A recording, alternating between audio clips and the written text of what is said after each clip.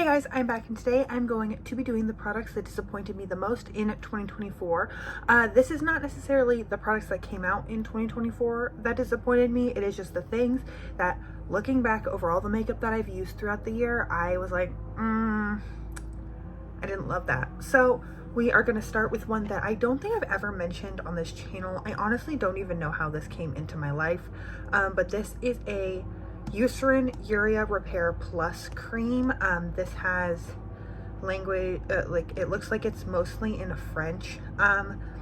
This would create this weird film over my skin, and then it would later peel off, so it never really sunk into the skin. When I Google translated some of the stuff on the back, it was supposed to get rid of the bumps on your arm, so I think it has some active ingredients to do that, but it was just very unpleasant to wear, and would just maybe if it dries I can get a good example, but it really just doesn't moisturize at all. And from Eucerin I usually expect really hydrating products. That's their whole thing. That's why I will just go and grab a cream from them off the shelf and be like, this one will be good.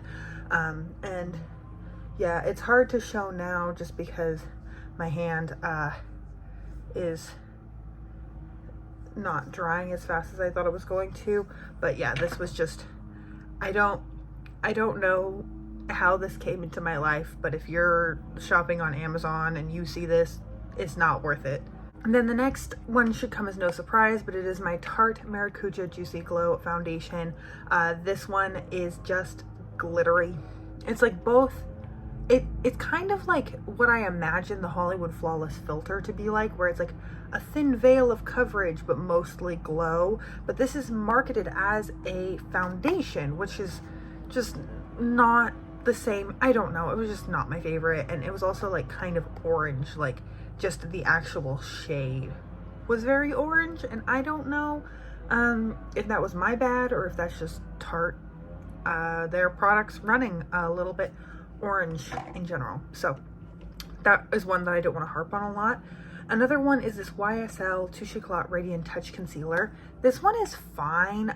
It's just not great.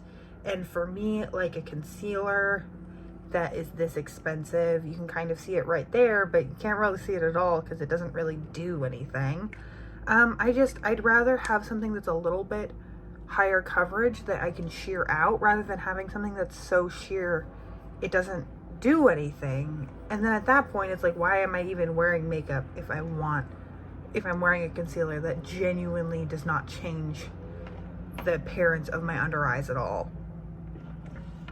Then another one that I think I have mentioned is this Tatcha, the Silk Canvas Primer. I was really looking forward to this, and I think I've just come to the conclusion that these kinds of things aren't for me. I don't think it actually makes my makeup look or wear better. I think it kind of makes my makeup look a little bit weird around my pores wherever I've put this. Maybe I'm using a foundation that doesn't mix well with a silicone primer like this, but I have to wait forever after I put on my sunscreen in order to apply this without it mixing with the sunscreen in a weird way, and then it doesn't make my makeup wear very well. So I really do not understand the hype of this at all, and I don't think it blurs. I'm wearing a hydrating primer today, and the powder that I'm wearing is doing the most blurring on my face. I don't need a silicone primer to get the effect that I'm looking for. One that I did a real first impressions about, and I liked it a lot at first. I thought it applied really well, but upon further investigation, I just don't know if this one's for me, is the Benefit They're Real Magnet Mascara. The packaging's kind of coming apart. This is probably just the sign that it needs to be thrown away. I can't wear anything hydrating under my eyes before I wear this, or else I'll get little mascara smudges under my eyes, and I don't experience that with other mascaras. And so this one just doesn't wear very well on like a day-to-day, especially when I'm getting ready kind of quickly in the morning and I'm showering, skincare, make breakfast, do my makeup, and there's only maybe like a 5 to 15 minute window between skincare and makeup. I'm trying to get ready quickly, and then by the end of the day, or not even by the end of the day, by like lunch, I've just got a little ring of raccoon eyes under my lash line. So this one's really just, I just don't think it's practical. I do think like my lashes look really nice right now and I'm wearing this, but I've stopped wearing like really any morning skincare except sunscreen, which is fine, but I just have other mascaras that don't do that.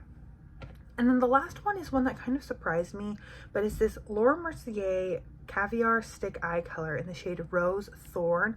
This was like some sort of limited edition collaboration, and so I was expecting it to be the same intensity that their normal sticks are, and it's definitely a little bit more muted, but that was kind of the point of this collection.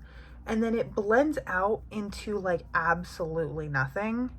And so it's hard to like build an eye look with this, where I like add a little bit, blend out the edges, and then add maybe either another shadow stick or a powder shimmer on the lid, because when I go to like add more, try to blend it out, it goes away.